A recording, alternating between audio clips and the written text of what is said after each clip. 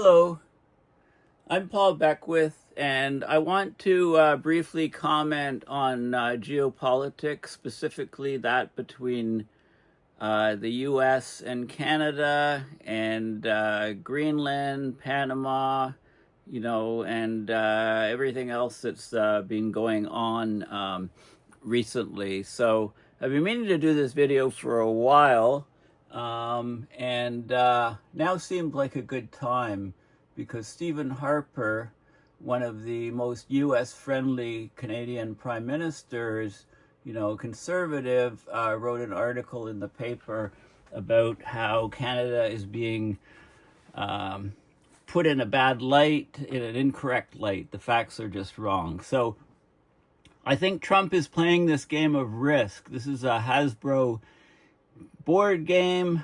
You may have played it years ago. You may have played it recently. I used to play this all the time with friends in my neighborhood. Even as adults, we played. So this is the U.S. down here, and this is Canada, and Trump wants Canada, and he wants Greenland, and he also wants to go to Mexico and Panama. He basically wants to take over North America. Putin has just said, is gone after Ukraine, and he'll probably want to extend into Hungary and the Baltic states, Lithuania, Latvia, and Estonia, arguing that the Baltic states are half Russian-speaking anyway. Then China, so if this sort of happens in North America, world norms are out. And, this is what Putin will want to continue to do. And China will go into Taiwan. Who's going to stop them taking over Taiwan? And they'll control 80% of the world's computer chips. And, hey, why stop there? Why not just go into Japan as well? Maybe even parts of Southeast Asia. Africa will stay pretty much as it is. And same with South America. And we'll have, instead of having borders being sort of the division line in countries, we'll have continents, right? We'll have continental blocks. But, if Trump wants to go into Greenland, Russia's saying, well, yeah, Greenland's important. Let's divide up Greenland into half. Half go to the U.S. and half to us. So, when countries start disrespecting borders of other countries and talking trash about them, do we take them seriously or do we, what's going on here? I mean, are we in a big game of Risk? Is that what's really happening? So I want to show you a couple things that some ex-prime ministers of Canada have said, responding to what Trump has said. So a couple of days ago, Chrétien, who was one of Canada's prime ministers in the past, he's 91 today. He gave himself a birthday present. He had an open letter in the Globe and Mail, and he told Donald J. Trump to piss off in the Globe and Mail. So here's his column, right? I have to read this to you. Today is my 91st birthday. It is an opportunity to celebrate with family and friends, to look back on the life I've had the privilege to lead, and to reflect on how much this country we all love so much, Canada, has grown and changed over the course of the 9 decades I've been on this earth. This year, I've decided to give myself a birthday present. I'm going to do something in this article that I don't do very often anymore and sound off on a big issue affecting the state of the nation of Canada and profoundly bothering me and so many other Canadians. The totally unacceptable insults and unprecedented threats to our very sovereignty from U.S. President-elect Donald Trump. I have 2 very clear and simple messages. To Donald Trump, from one old guy to another, give your head a shake. What could make you think that Canadians would ever give up the best country in the world? And make no mistake, that is what we are, to join the United States. I can tell you Canadians prize our independence. We love our country.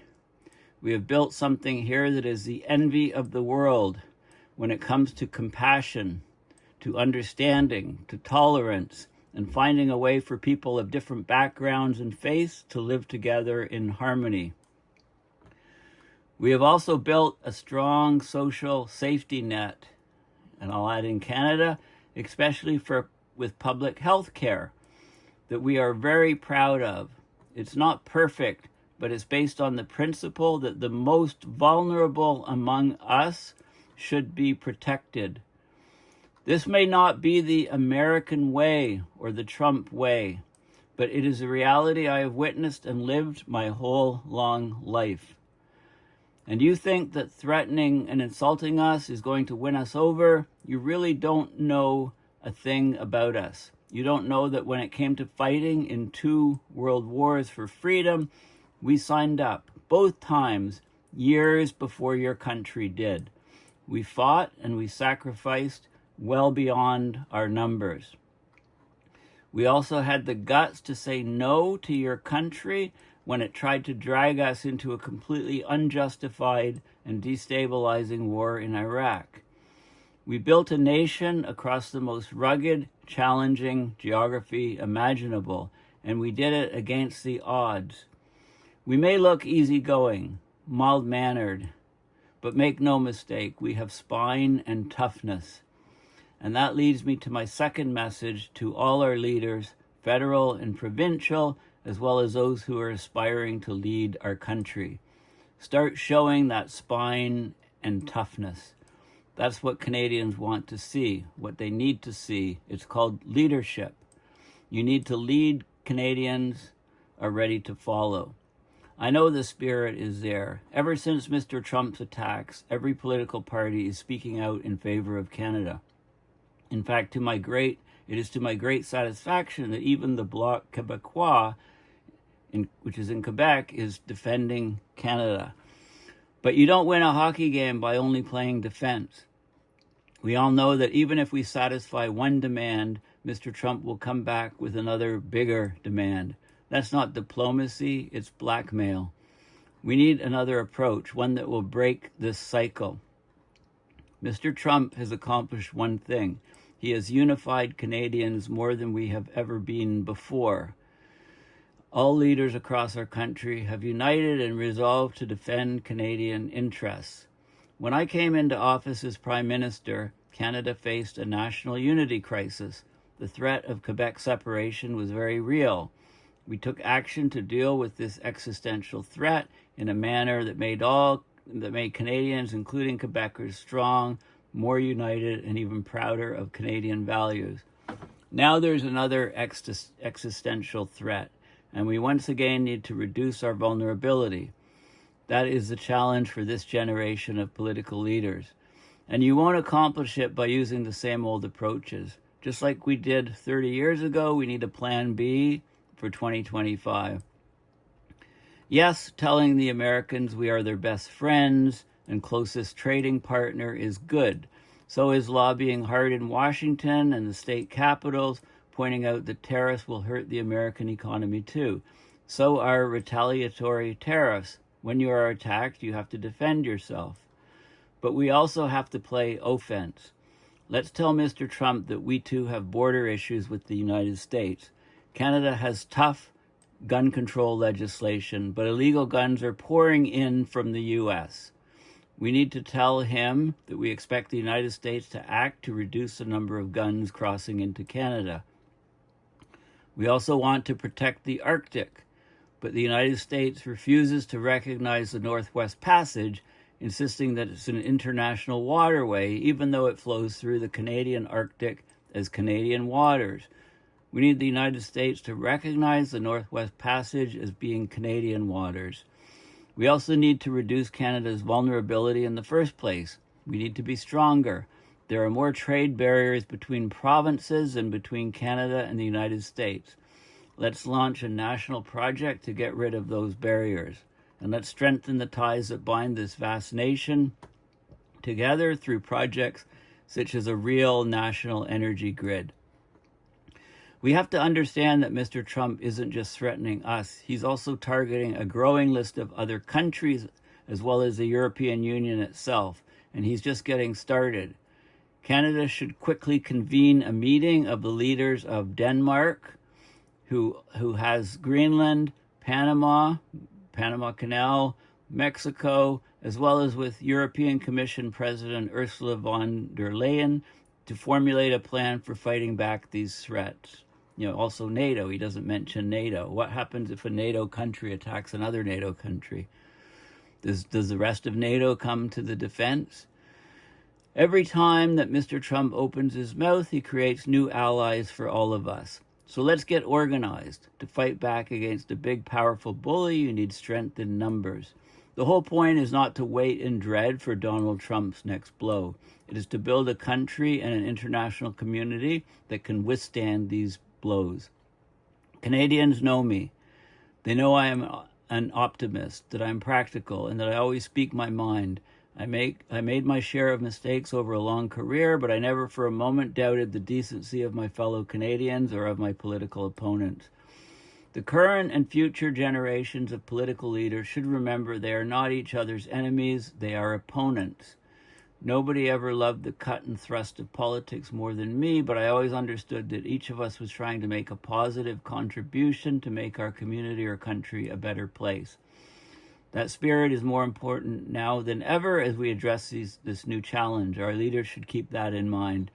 I am 91 today and blessed with good health. I'm ready at the ramparts to help defend the independence of our country as I've done all my life. Vive le Canada. Okay, so this is from Canada's ex-Prime Minister, Jean Chrétien, who just turned 91 a few days ago. And this made world press. Okay, they took quotes from it, CTV News, articles, lots of press about it. Former Prime Minister Jean Chrétien, he says U.S. President-elect. So this is, the article is called, It's Not Realistic. Former PM Chretien thinks Trump will back off trade war. He says that the U.S. President-elect Trump is likely to walk back his threat of punishing tariffs and the resulting trade war with Canada because the Americans are too reliant on a number of Canadian exports, namely in the energy sector. He's apparently said that he doesn't need our electricity. Fine, Chrétien said. If he wants us to cut off electricity, he would have to walk up the Trump Tower with candles to get to his office because the state of New York relies a lot on electricity coming from Canada. So it's not realistic, he said. Trump threatened to impose blanket 25% tariffs on all imports from Canada and Mexico. Trump initially signaled the issue at hand was the flow of illegal drugs and migrants. Now he's defending the tariffs on their own merit, despite the impact they'd have on the American economy. Ontario Premier Doug Ford threatened to cut off electricity from his province to 1.5 million homes in New York, Michigan, and Minnesota as a last resort if Trump follows through on this threat. Okay, now he's talking about an energy plan called Fortress AMCAN, America-Canada, that would rely and build on Ontario's nuclear infrastructure to deliver more power south of the border.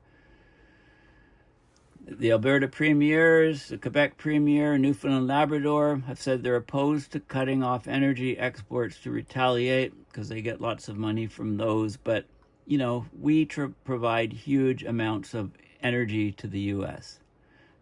Trump loves to be in the news. The news gives him a lot of space. But the reality is, I'm not losing much sleep over that because they will probably suffer more than we do if we have that type of trade war. So Canadian officials are narrowing a list of American products to target in the event the federal government imposes retaliatory tariffs in response to Trump.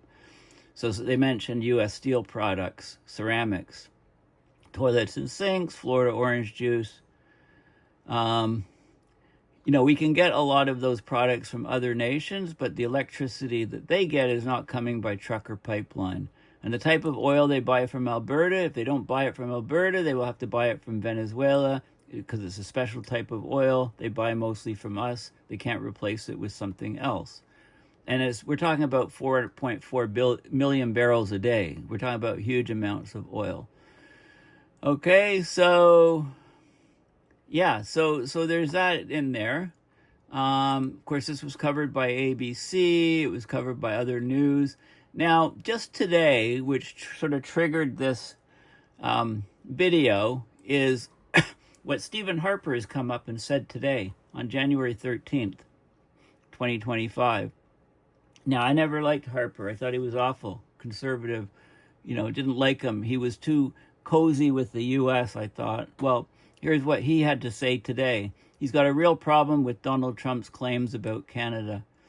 He described Trump's recent statements as incorrect and out of sync with the long-standing friendship between Canada and the U.S.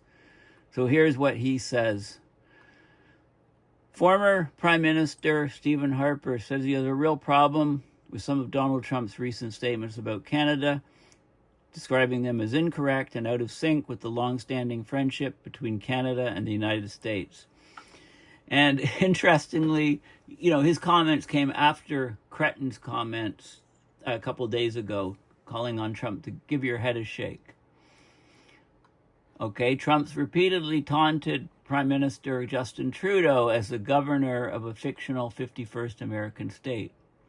Now, Harper was the leader who founded the modern Conservative Party, now dominating in the national opinion polls in Canada. And he says that Harper says that I must admit to being shocked by some of the things Trump is saying. This was an interview just from today. He describes himself as probably the most pro-American prime minister in the history of our country. He questioned Trump's insistence that the U.S. is subsidizing Canada to the tune of tens of billions of dollars, which Trump has raised when discussing the need for the punishing 25% tariffs on all Canadian imports. Echoing recent comments from current Conservative leader Pierre Poilievre, who I also despise, along with Harper, but anyway, Harper said that the modest trade deficit that the U.S. has with Canada is largely because the U.S. buys so much oil and gas from Western Canada, fossil fuels that are sold at a discount because the Canadian market relies so much on the sole customer of the U.S. So Canada is actually subsidizing the United States on the fossil fuels that we sell them. Maybe Canadians, if Mr. Trump feels this way, should be looking at selling their oil and gas to other people. Harper also said he doesn't understand how Trump can argue the U.S. is paying for Canadian defense, stating that the two countries have a partnership to defend North America. The U.S. does that because it is in the vital interest of the United States. Do you want Canada to be a neutral country? Harper said. The former prime minister, he was prime minister from 2006 to 2015. That was like for 9 years too long, in my view. But anyway, he took aim at Trump's claim, which he made in threatening steep tariffs, that illegal immigrants and drugs are entering the U.S. from Canada and causing crime. Statistics from the U.S. government show seizures of fentanyl and the interception of people illegally entering the U.S. from Canada are a fraction of those at the American border with Mexico, prompting Harper to strongly criticize outgoing President Joe Biden's policies. Of course, President Trump wants to change that, but there is no migrant flow happening from Canada to the United States in any significant numbers. And I'm going to tell you right now, guns, drugs, crime, most of those things flow north from the United States to Canada, not south from Canada to the United States. I mean, these are just facts. I have a real problem with some of the things Donald Trump's saying, he added. It doesn't sound to me like the pronouncements of somebody who's a friend, a partner, and an ally, which is what I've always thought the United States is for our country. And in an interview this weekend with CTV, Chrétien was Liberal Prime Minister from 1993 to 2003, right before Harper's time, says he doesn't expect Trump's threats to escalate into a trade war. I'm not losing sleep over that because they will probably suffer much more than we will if we have that type of war. Okay, so there you go. Those are some things from two previous prime ministers. And here we have our game of Risk. Going back to the board game Risk, I think Trump is just playing this game. he's like Bruce the shark in Finding Nemo, right? He's chasing after all the fish, thinking he's the big shot whale, and Nemo's telling him, fish are friends, fish are friends. Well, I hope Trump has some people like Nemo telling him that Canadians are friends. So there you have it. Now, what about Canada and trade? Canada-U.S. trade. Okay, I just had a quick Google of it. There's loads of information here about the trade relationship between our countries. This is trading goods with Canada from the United States Census site. You can see how enormous the trade is. And here's the trade balance. And it goes by month for 2024, 2023. You can see how powerful the trade is. And you can look at specific commodities. This is a site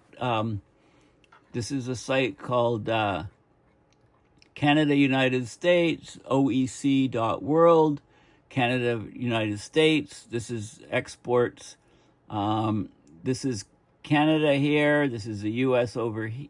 So Canada. This is exports from Canada to the U.S. The top product, crude petroleum, is about a quarter of those exports. And this is sold at underworld price. Okay, it's got a negative tariff on it. It's sold at less than world price to the U.S. right now, and it's a quarter of the trade. Here's exports from U.S. to Canada, 308 billion. So that leads to the difference between these is the trade deficit. It's about 130 billion. The top product from the U.S. to Canada is cars. It talks about some indexes, economic complexity, etc., GDPs, both countries. It's an excellent site. The latest trend in exports and imports, and then it breaks it down. This is exports from Canada to the U.S. in 2022, and you can look at each thing. So crude petroleum, 26.8%. Heating machinery, gas turbines. So this is spark ignition engines. You can look at all of the things and look at the trade value for all these raw aluminum, flat rolled steel, all kinds of stuff there, fertilizers, wood. Wood is a huge thing. Think of all the wood that California is going to need to rebuild their houses. Chemicals. It's not just crude petroleum, it's petroleum gas, refined petroleum, electricity, right? You can see the cars, rapeseed oil, baked goods, right? Everything's here. Dry, food stuff, corn, oats, coffee, wheat, all this stuff. And you can select out individual things by clicking down here. And this is exports from the U.S. to Canada. So this was in 2022. Okay, so our countries are economically completely and utterly intercombined. We're friends with the U.S. and now we're being threatened. And this is exports from the United States to Canada and exports from Canada to the United States. And you can shift and click to highlight. So I'll shift and let me find something. Weapons. Diamonds, precious metals. Let's shift and click. So there's precious metals, and it shows the exports. This is gold-clad metals, platinum-clad metals, right? You can look at each individual commodity. Gold, other precious metals, okay? So, and if I click on this again, I bring back everything. So vegetable products, animal products. I think I need to shift and click. Shift and click. Animal products. Coral and shells, really? Okay. Crustaceans, bovine meat. Crustaceans, I guess that's lobsters and shellfish. Bovines, cows, non-fillet fresh fish, right? You can still see. So pigs, right? So there's, there's just over, there's 2.54 million exports value United States, and then there's more like 573 million exported from Canada to the U.S. So you can see, which depending on, if you draw a straight line, depending on whether you're above it and below it, you can see where this stuff's coming from. But the point is there's huge trade between our countries. So what's the point of threatening your allies? And once again, I just have to say that, a lot of this stuff was said for electioneering. How much is Trump serious about it? Is he really going to risk global world war, global turmoil by starting to try to seize countries? North America, Canada, Greenland, Panama, Mexico. Russia will want some of this, and there's going to be, China will go into Taiwan. Like, everybody will say, oh, it's a free-for-all now. Borders don't matter. We're just going to seize our blocks of the world. Is this what Trump really wants to risk? And if it is what he really wants to risk, is there nobody in the U.S. that will stop him? I guess that's a key question I have. Anyway, thanks for listening. And I'm filming this video a week before Trump becomes the next president of the United States. So thanks everybody for listening. Bye for now.